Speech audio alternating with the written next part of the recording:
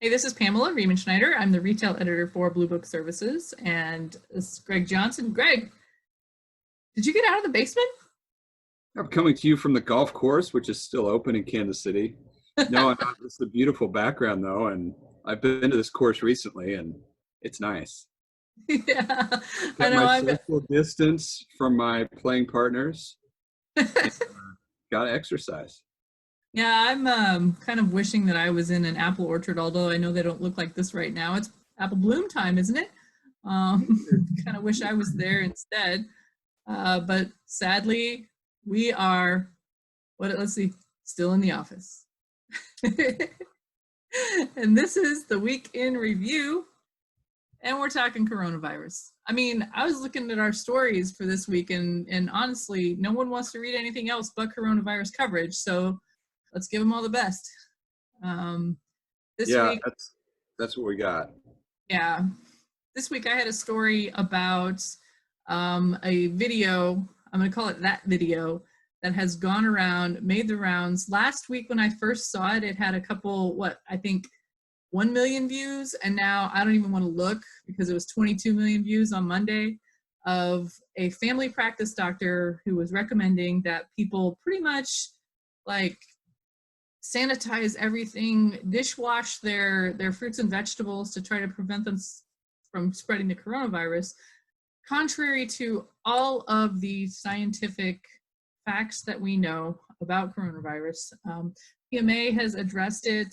Max Teplitsky, the chief science officer for PMA, did a really fantastic follow-up interview from their town hall meeting on Wednesday with a Rutgers professor talking about transmission of coronavirus. And they talked about the video as well. In case you haven't seen it and you don't know what we're talking about, just let consumers know that they do not have to wash their fruits and vegetables with soap and water. And for sure, you don't need to wipe down your broccoli packages with a Lysol wipe. This is very bad on fruits and vegetables. Yeah, it's not food safe.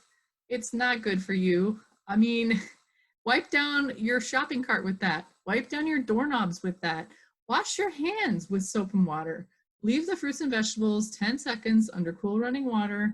Got something dirty like a melon or a potato, use your potato brush. Haven't we all gotten one from the Idaho Potato Commission?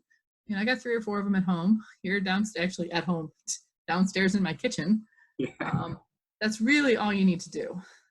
But it did bring up something that I wrote about for a column today about plastic. And I've written about plastic a lot. We've talked about plastic a lot.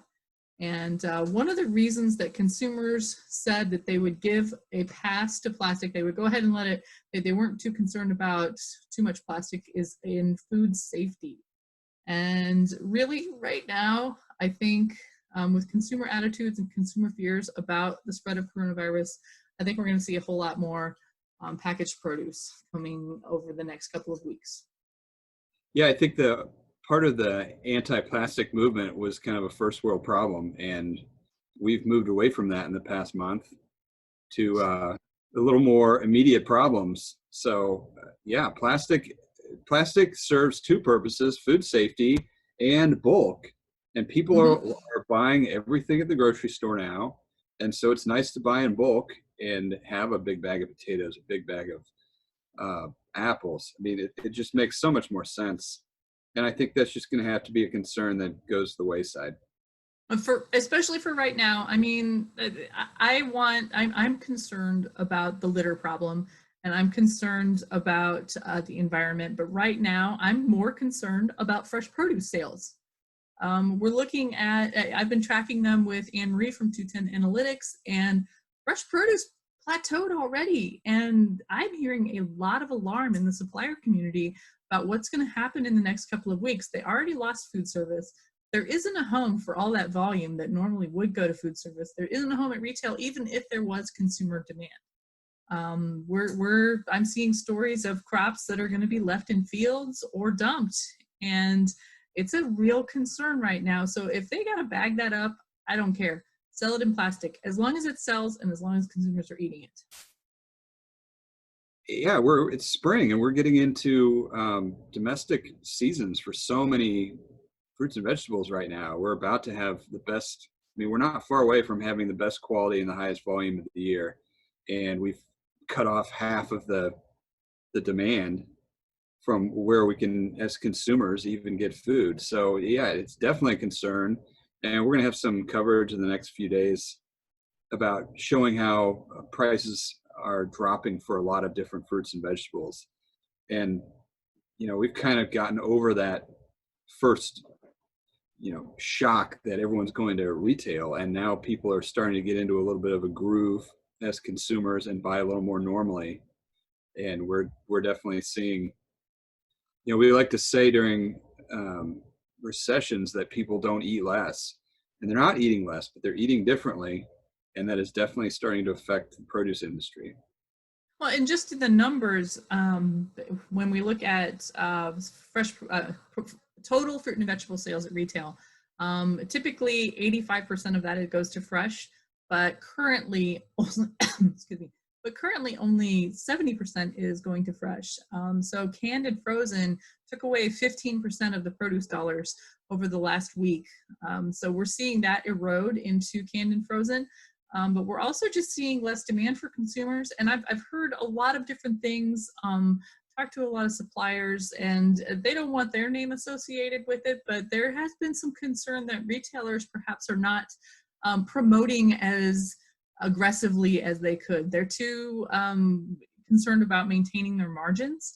And this is not a time to get huge margins on potatoes and onions. Yeah, you can make some money, but you're making enough money in hand sanitizer and toilet paper. So right now is the time to really blow out fresh produce and get a lot more in people's carts. Yeah, I agree. And I think there are certain fruits and vegetables that people simply will not buy more of and eat more of.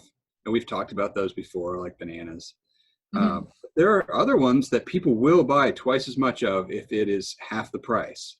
And whether or not they eat it, I know it's a sensitive subject sometimes, because some of it does end up with food waste, but who cares? It means people are getting it into their homes and have that option.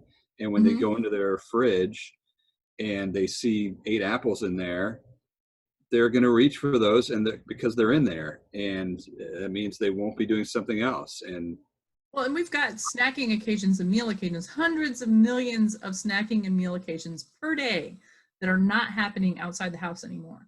So you need to have that fresh produce option available for your families and for your kids. There's no snack vending machines at home. There's no Starbucks at home, although my kid made me make like a Starbucks copycat drink this afternoon. But we have to have the fresh options for people and remind people that there are fresh options in plentiful supply. There is no limit to the amount of produce that you could buy right now, except for what's, can fit in your fridge. We have another story that just posted a notification from Sobeys in Canada that they are actually going to change their pay terms for small suppliers.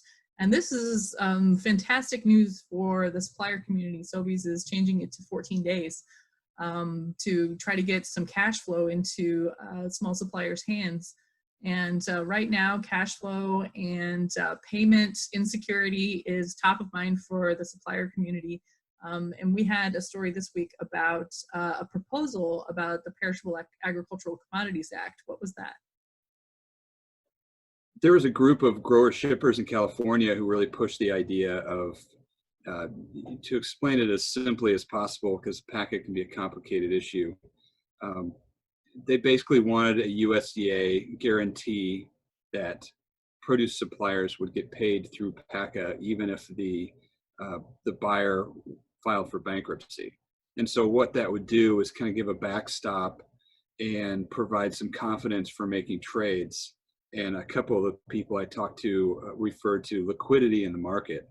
And basically, it would just keep people trading and not worrying about whether or not pay was going to be late or pay was going to be not at all during this time where we really need to keep things moving as best we can. So that's a proposal, and it was picked up by a couple bigger groups into a bigger proposal that's slightly different. You can read about the differences on our site. but it's a really good idea, and Blue Book collectively thinks it's a very good idea, and I do personally. And there are plenty of other good ideas that could also work, but it has, so far people are telling me that it has gotten a good reception at the congressional and USDA levels, but no decision has been made on whether or not that's a way that the congressional stimulus package that went to USDA, whether that's the way it would be spent. So that's something we'll keep an eye on. PACA can definitely be part of the solution to produce getting through this tough time and keeping liquidity up. All right, well, we'll keep an eye on that. So that's it for the Produce Reporter Weekend Review. If you are not getting the Produce Reporter newsletter, you need to go to producebluebook.com and sign up. And say bye. I got my Corona dog. Hi, Chewy. He's like, you keep waking me up. Not cool. Not fair.